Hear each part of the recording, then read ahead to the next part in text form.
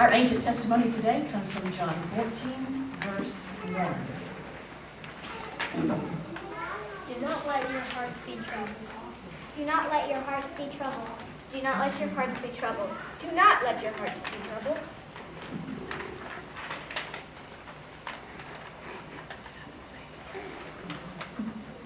Do not let your hearts be troubled.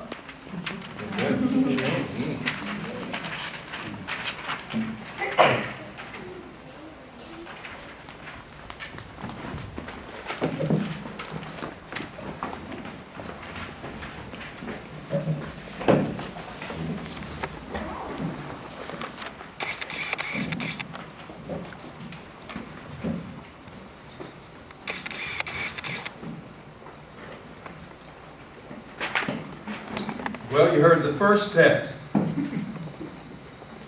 Let not your heart be troubled.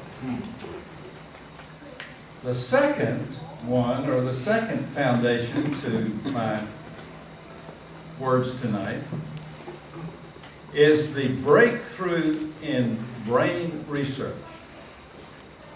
Up to about 20 years ago, it was assumed that our brains were pretty well formed as we enter adulthood. Wrong. Our brains keep changing. They're plastic. And they particularly keep changing when you do repetitive practices around positive experience. Now, we all know we've got this reptilian brain that was first established, that's got us this far. All these thousands of years, our ancestors learned how, when threat appears, you either fight or you run, flight, or you freeze. It served us well. We wouldn't be here if we hadn't had that capacity. But we know that when a threat happens, that's where we go. It's just built in, it's automatic. We either run, we fight, or we freeze. But there's these other parts of our brain that scientists are learning more and more about that can change with repetitive practice. And one said that while it's automatic to get into this reptilian brain, it takes about 15 seconds to savor something positive, like an experience of beauty or joy or peace. If you just savor it for 15 seconds, it's going to imprint in your brain. And the more you do that, the more likely you can go there. So that's my second piece of foundation. The third one is Abby. Well, From last Sunday's sermon, if you weren't here, Missy shared in her sermon about the wisdom of David and Mrs. Abby Dawes. They brought home the mice from the church, the caged mice, for the weekend to take care of them, and they take them back to the school. Well, one escaped. And Missy's heart was troubled. It was troubled. She panicked. And they finally got that one back in. And the next morning, Abby sat down, according to the sermon last Sunday, Abby sat down with her mother and said, now, let's practice. Let's practice a way for you not to be so troubled by these mice. And she had a program, step 1, 2, little circles, and one of them is learn to hold, trust. And so Abby is the third foundation, because she has the wisdom to know you can change your way of responding by practice. Practice. Now, Monday morning, I get an email from our pastor, one of our pastors, Nancy, and she said the text for this next Sunday, part of it is, let not your heart be troubled. She says, why don't you come and share some of the practices that you shared in that group we led together in the women's prison this Lent.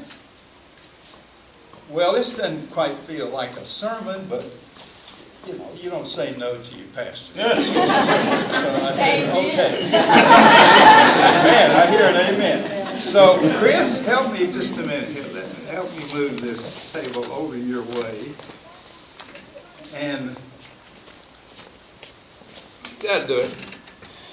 And so I need you to kind of use your imagination. And I want you to imagine there are about 7 chairs here. And we're leading this writers group, spiritual writers group, the women's prison. There were about 6 who came. And Nancy and I had done lots of these through the years at Marion Prison, where she was chaplain. We had many writers groups there. And I want you to feel with me what it takes for an inmate to come to a group like this. The courage. Because they know they come into this group, they're going to have to share and write about their life. And they're coming from a very troubled system, very anxious.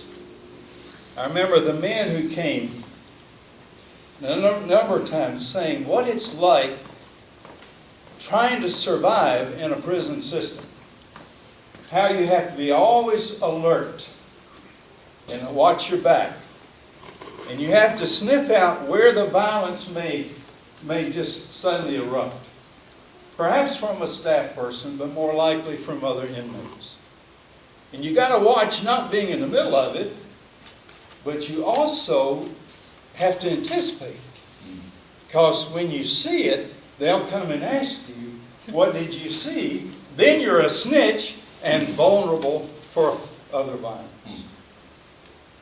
And they would sometimes say, in this small group is the only place, only time I feel safe.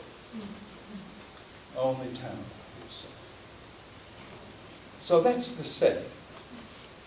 And I was feeling, as Nancy and I were working with, or sharing with them, I said, what can I say, what can we say that's so practical that it can help them untrouble their heart in a very troubled system? I know they can come to chapel services, they could come to something like we were doing, but I was saying, what could they do in the midst of their day that might just shift themselves from a troubled heart to a more peaceful, calm place? Are there any practices that would help them make that shift while they're living their day? And I don't remember what I said, but Nancy took some notes and she sent them to me for help tonight. One of the things we said, and it comes from CRIM training, which some of you have trainers. I'm sure it's where it came from. I said, when you can do this anytime at any place. You can stop and pause for a moment and notice your feet. Wiggle your toes. Feel your feet next to the floor. Or if you're walking, hear the sound of your feet walking on the rocks of the pavement. And if you can just go there and stay there, it will bring you back into a place of presence. Now, all that I'm going to say tonight, these 4 practices, they're simple. You've heard it before. They can be profoundly transformative. And when you're really troubled, they're hard to do. So that's what I suggested to you. That wherever you are, if you're sitting, nobody has to notice it. But one way to kind of get you back out of your anxious thinking and mind is just notice your feet and wiggle your toes. Would you do it with me? Just for a moment.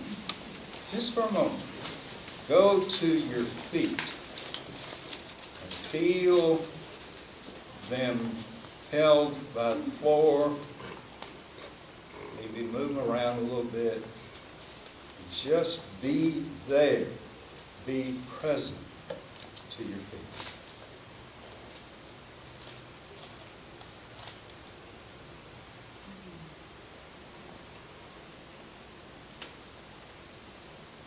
Okay, that's just a taste.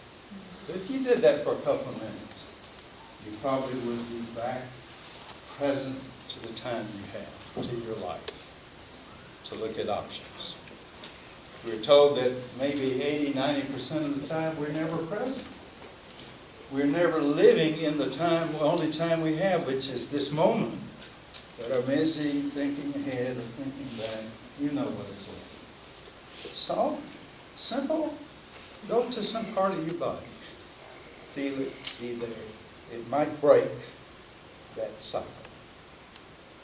Joel Hauser and I are volunteering with the Read to Succeed program. I have a second grader, Brennan, I work with every week. And he's 8 years old. Well, he doesn't want to sit and read 45 minutes.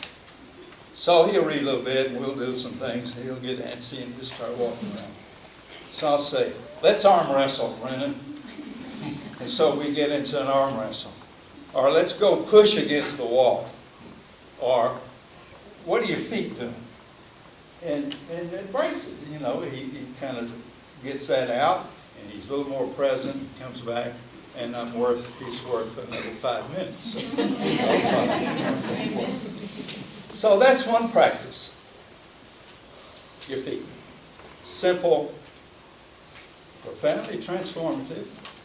You can do it any place, any time. Nobody has to watch it. And it's hard to do when your heart's troubled. The second one is the oldest, most universal spiritual practice of all religions. And you know this too. It's attention to your breathing. Drawing attention to your breathing. When you're anxious, reactive, suddenly pause and just be aware of your breathing and to breathe. That will take you to another place. Do it with me. Some deep breaths. Do it with me. Some deep.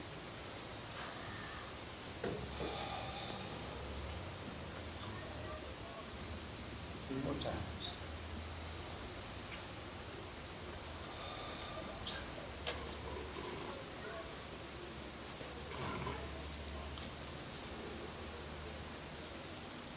You know that practice.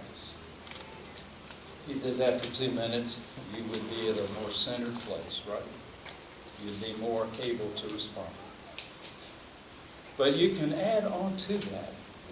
It's spiritual dimension. The Hebrew word, you've heard it probably, for breath is ruach. You hear the breath in it. Ruach. Ruach. And that means breath, it means spirit, it means wind. It means the creative energy that makes us alive. It's the creative energy, interplay that connects us. It's this energy. The breath. Ruach. And you know the Hebrews, they just were so afraid of using any word for God. Because God was such a magnificent mystery that to put any name on God is to limit God. So they didn't like words for God. They made up a no word for God. Yahweh. It's a breath. Yahweh. Yahweh. Do it with me.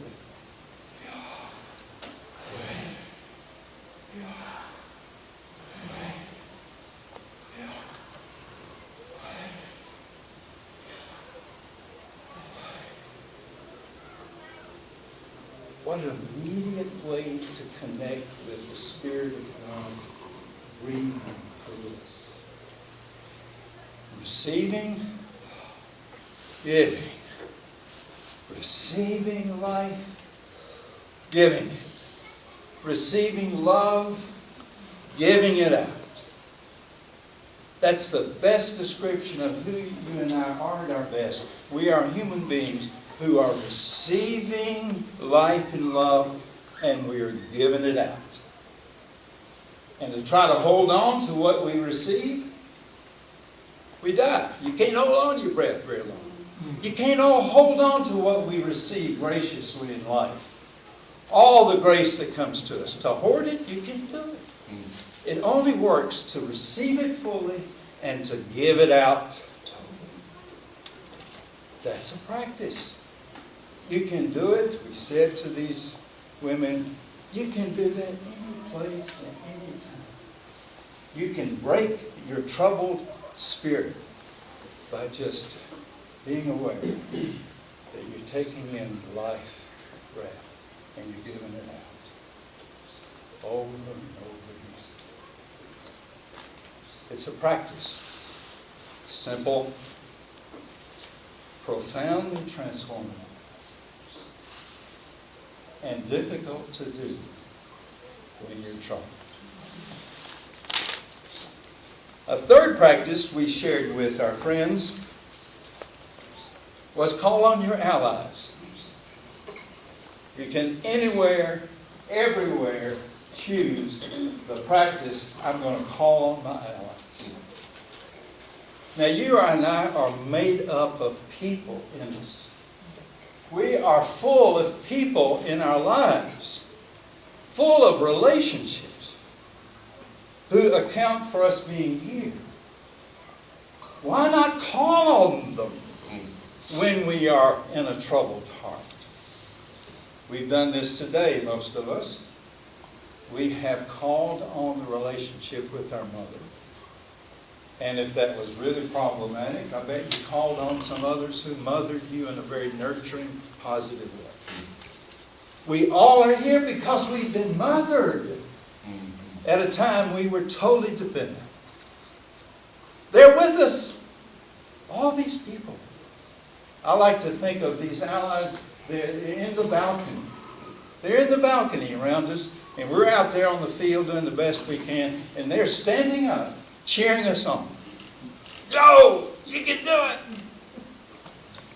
it! So we shared with our friends, you've got allies. Some of the ones you carry around they may be more a curse than a blessing. You've got that. But you've also got some people in your lives, a teacher, an aunt, an uncle, a parent, who you can call on and listen to them and feel their strength. When I was a pastor, I got a letter one day, and it was a well-crafted letter, and it was full of criticism about what our church was doing, and mainly about what I was doing. My goodness. And it wasn't signed. Anonymous letter. Well done. Had some truth in it. And I thought, what am I going to do with this letter? And I thought, well, I wonder who wrote it. Well, I came up with quickly 4 or 5 people. And I thought, well, that's not fair to at least 4. Yeah, that's right. You know, and then it's going to affect how I relate to these people that I think sent this letter. So I was in a frizzy, and I said, what am I going to do? I said, I'm going to call on my teacher around leadership, a rabbi. So I called on Ed Friedman. I said, Ed, come on in. Come here. What should I do? Give me some wisdom. His wisdom was quick. I heard it clearly. Put the letter in the next newsletter that goes out to the church. Put it in there. And I put it in there, and I had a little note at the beginning. I said, somebody's written a very important letter. It's got some things I'd like to respond to, but I don't know who it is. So put the letter in. Boy, did I feel better. I was released. But others got anxious, and they would say, "Oh, you're great! You know, the church is going good. You should listen to that." And so anyway, I never got another letter. So I called on some wisdom that I didn't have. So that's another practice. You can do it anytime, any place, when your heart's troubled, when you're anxious. You've got allies to bring them in and get their strength and their wisdom, including Jesus. You know, his yoke.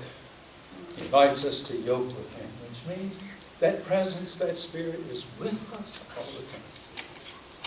All right, the last practice that we shared with him was this.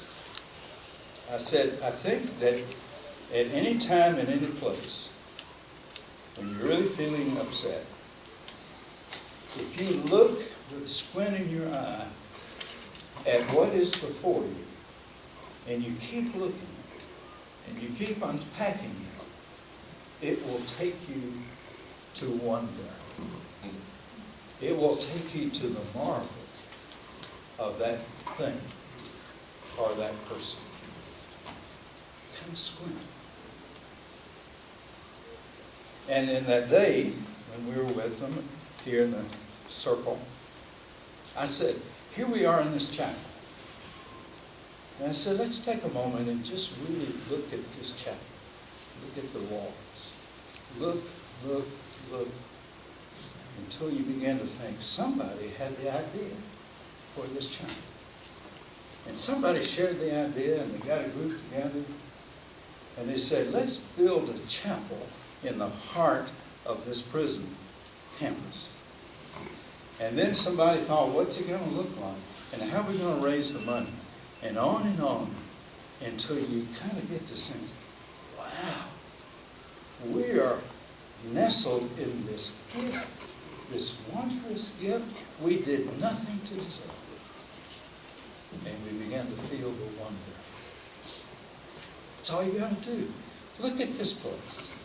We take it for granted, I do.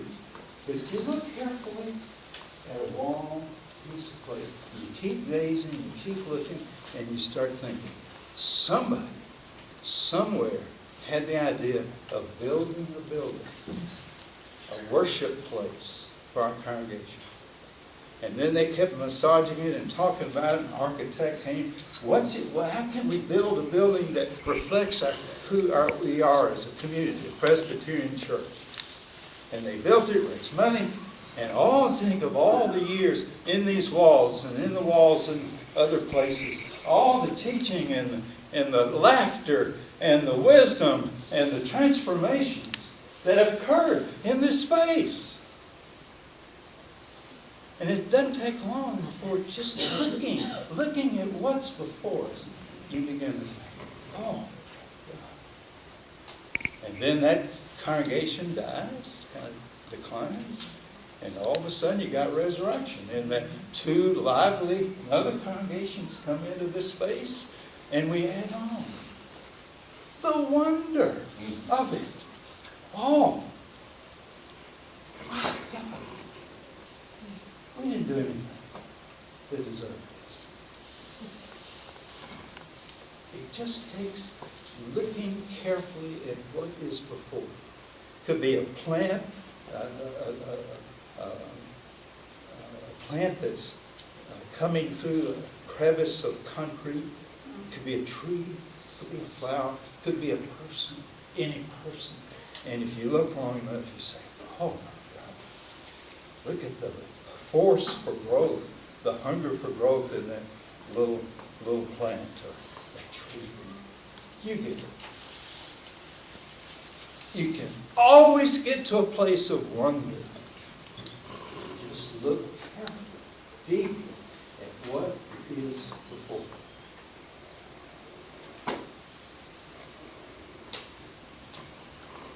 Another practice, simple, profoundly transforming, and difficult to shift to when you're troubled and feeling anxious. Abraham Heschel,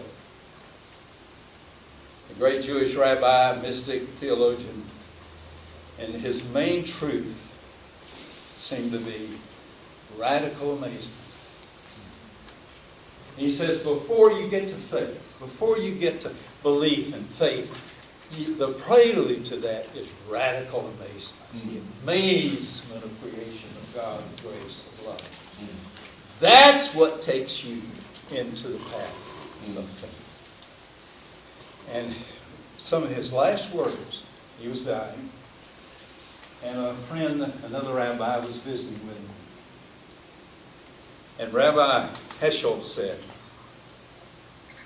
maybe his last words, I don't know, close to it. He said, I didn't ask for success. He said, I asked for wonder. And it was given.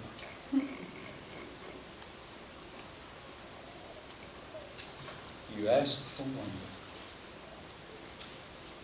It will be given to you. Let not your heart be troubled. Let not your heart be troubled. Amen.